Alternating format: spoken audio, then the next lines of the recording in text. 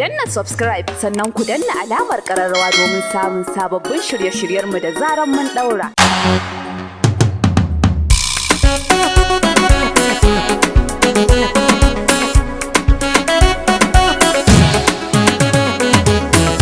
Gida ga motar in ka gama sai ka zo ka duba ta ka gani. Yan wara saman ita ta kawai sai ka ƙara nama rubi biyu.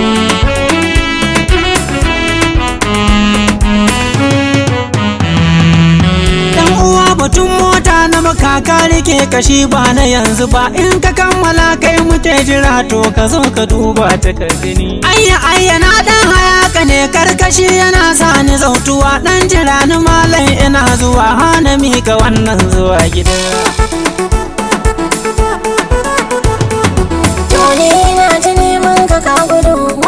Ashe ma kana kusa, haba kai ku ya saka min haka zaka sanya raina ta farfasa. A'a na ga kazar da ba ta kwai ne take zumuɗi a kyankyasa, shi yasa na ce ƙara ka gani maza in nemi hanyar zuwa gida.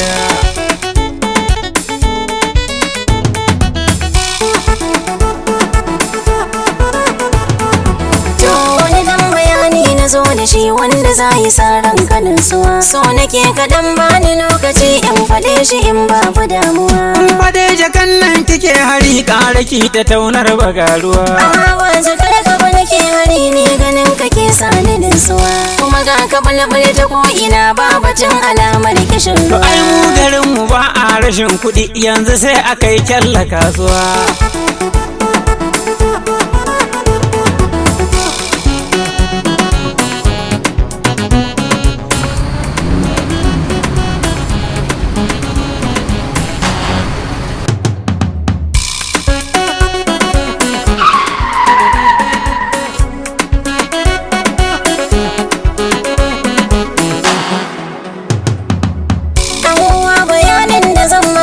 Ka je shi sai ka yi murmushi. Na bazo na zomo ina jira karfa in ji in fara dingishi. So nake alaka da ni da kai wata kulluwa ke da karkashi. Wace irin alaka kike nufi ba ni san ɗabi'ar masharuwa.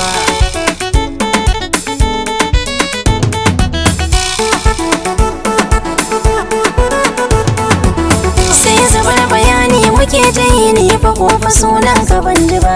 Adamu Bala dan Abubakar mai abun faɗa ba na ƙara ba. Me kike bukata faɗa mini yanzu ba ran hana ki ba. In tuwo kike so a sa niki dan miyar su ta sa ni nutsuwa.